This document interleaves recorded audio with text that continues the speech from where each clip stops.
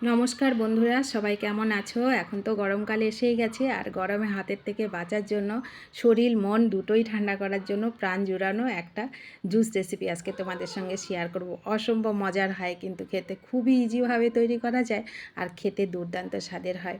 আশা করি তোমাদেরও ভালো লাগবে। আর জুসটা তো পছন্দ করে না এরকম কেউ নেই। তো আমি আজকে তৈরি করব হচ্ছে আঙুর ফলের জুস। এখন তো আঙুর ফল বাজারে পাওয়াই যাচ্ছে। তো আমি 2 থোকা আঙুর ফল নিয়ে নিলাম, ভালো করে ধুয়ে নিলাম। ধুয়ে এগুলোকে ছিঁড়ে মিক্সি জারে নিয়ে নেব।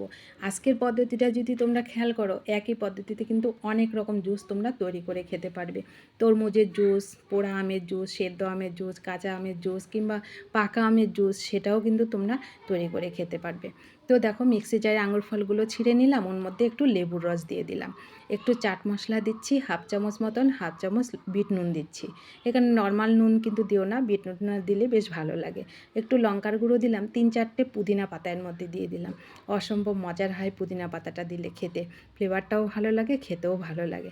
1 চামচ মতন চিনি দিলাম। আর এখানে আমি নর্মাল জল দিয়েছি, তোমরা কিন্তু সোডা জলও এখানে ইউজ করতে পারো, অসম্ভব মজার হয়। তো দেখো, একদম মিহি করে পেস্টটা রেডি করে নেব। এদিকে একটা বাটিতে আমি একটু বিট নুন, লঙ্কার গুঁড়ো আর একটু চাট মশলা নিয়ে নিলাম, সুন্দর করে মিশিয়ে নিলাম।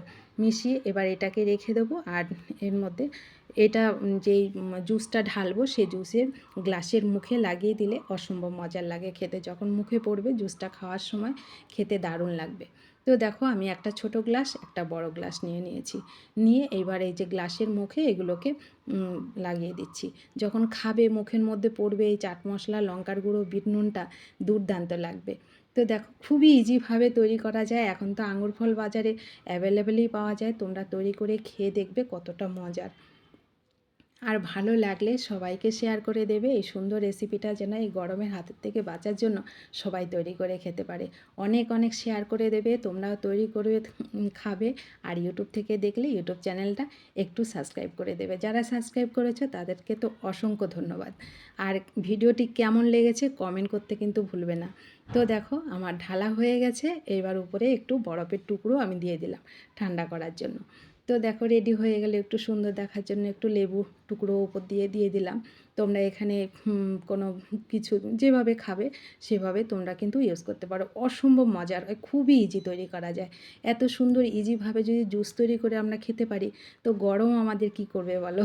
তো আশা করি তোমাদেরও ভালো লাগবে। সবাই সুন্দর রেসিপিটা বাড়িতে তৈরি করে খাবে আর শেয়ার করবে, আর অনেক অনেক কমেন্ট করবে।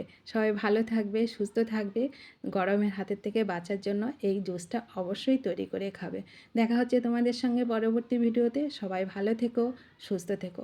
সুন্দর রেসিপিটি শেষ পর্যন্ত দেখার জন্য তোমাদের সবাইকে অসংখ্য ধন্যবাদ।